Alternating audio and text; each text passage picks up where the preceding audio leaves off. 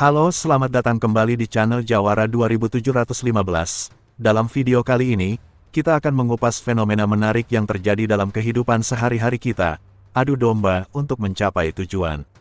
Apa yang sebenarnya dimaksud dengan adu domba? Bagaimana perilaku ini telah melibatkan diri dalam sejarah, agama, dan bahkan di dalam bisnis serta politik?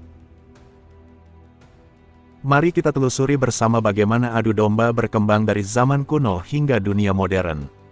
Dalam setiap konteksnya, kita akan membahas contoh-contoh nyata yang mungkin kita temui dalam kehidupan sehari-hari, mulai dari politik, bisnis, hingga hubungan sosial di sekitar kita. Kita akan mencari pemahaman lebih dalam tentang apa yang mendasari perilaku ini dan bagaimana kita sebagai individu bisa mengenali serta menghindarinya. Kejujuran dan kerjasama, meskipun terlihat sederhana, tetapi mungkin menjadi kunci untuk menciptakan masyarakat yang lebih harmonis. Sejak zaman kuno hingga ke dunia modern, perilaku adu domba telah menjadi strategi yang dianggap efektif oleh beberapa pihak untuk mencapai tujuan mereka. Dalam artikel ini, kita akan menjelajahi sejarah awal perilaku adu domba, menganalisis konteks agama, serta melihat beberapa contoh nyata dalam politik, bisnis, dan kehidupan sehari-hari yang menggambarkan fenomena ini. 1. Sejarah awal. Ketika kita melihat ke belakang, adu domba bukanlah fenomena baru. Dalam perang dan diplomasi zaman dahulu, strategi ini sering digunakan sebagai alat kekuasaan.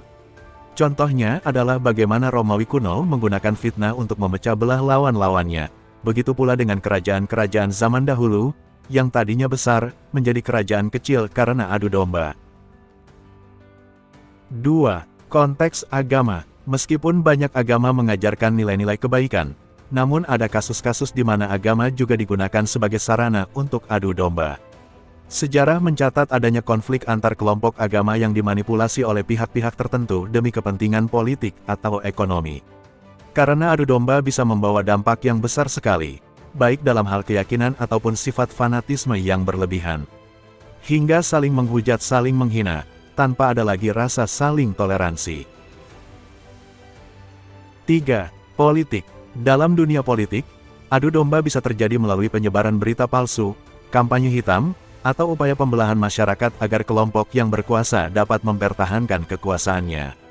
Contoh terkini adalah polarisasi politik di beberapa negara.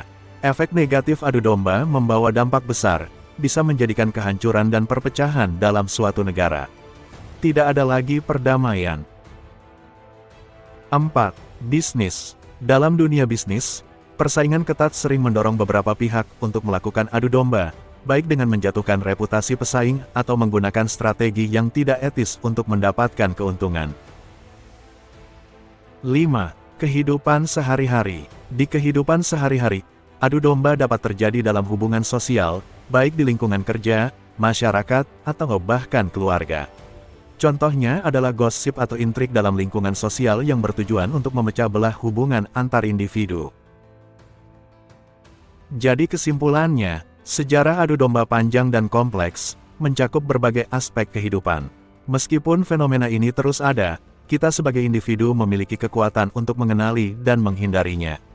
Dengan lebih memahami adu domba, kita bisa berkontribusi menciptakan masyarakat yang lebih bermartabat dan harmonis. Ketahuilah bahwa adu domba adalah senjata yang merusak. Kita sebagai individu memiliki kekuatan untuk menolak terjerat dan memilih jalan kebenaran sebagai fondasi perubahan yang lebih baik. Hindari godaan untuk memecah belah, dan pilihlah kerjasama dan kejujuran sebagai landasan dalam mencapai tujuan. Dalam keberagaman, kita bisa menciptakan kekuatan yang lebih besar untuk mencapai kemajuan bersama. Terima kasih sudah menyimak, jangan lupa untuk like, share, dan subscribe agar tetap terhubung dengan konten-konten menarik dari kami. Sampai jumpa di video berikutnya.